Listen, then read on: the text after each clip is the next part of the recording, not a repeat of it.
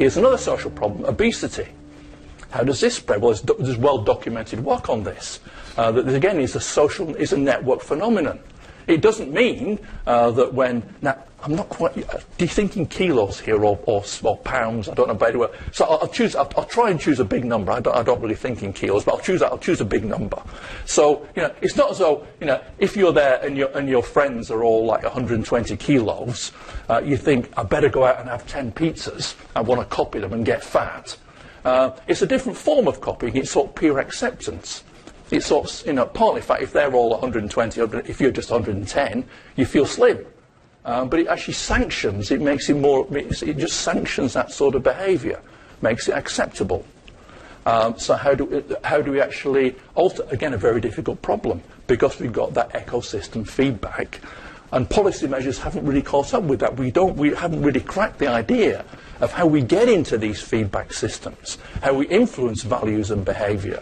And it seems to me this is a big challenge in not just public policy, but corporate policy increasingly. How do we actually get in, and if you like, manage the community in which is the relevant one? In this case, it's the people who have a propensity who might become obese. How do we manage that community? How do we manage a broader community of brands, not just the consumers, the people who are writing about it, the people who are blogging about it, where there's feedback occurring all the time?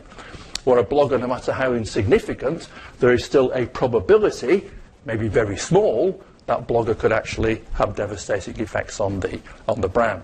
And I've talked about economic recessions and recovery, but I'll just say just very briefly on this. One of the big problems around the Western world, in fact I saw a piece in the Toronto paper this morning which reinforces this. Many large corporate firms have rebuilt their balance sheets following the crisis in 2008-9, and they're sitting there. They've got the cash, they're not investing. I mean, Keynes wrote about this in the 1930s. He called it animal spirits. If people are feeling optimistic, it's a network effect. Everybody's looking and saying, well, they're not investing. Well, looking around, and everybody's sat there with the cash. And if everybody spent that, there's a big backlog of investment projects to be carried out. They've not been investing for several years. And this is what happened in the 1930s. You can see it. You can look at the data.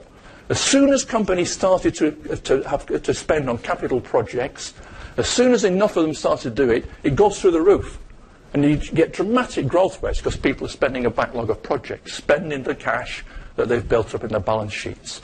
And solving this isn't a matter of technical policy, it's how does across this network of the big corporates, how does sentiment change? How do they get those animal spirits to convince them that it's worthwhile spending the cash and turning it into capital spending and make up this backlog of projects? And when that happens, we'll see very rapid growth rates in the West. But I can't predict when it's going to be. I just know it will happen at some time because networks are uncertain.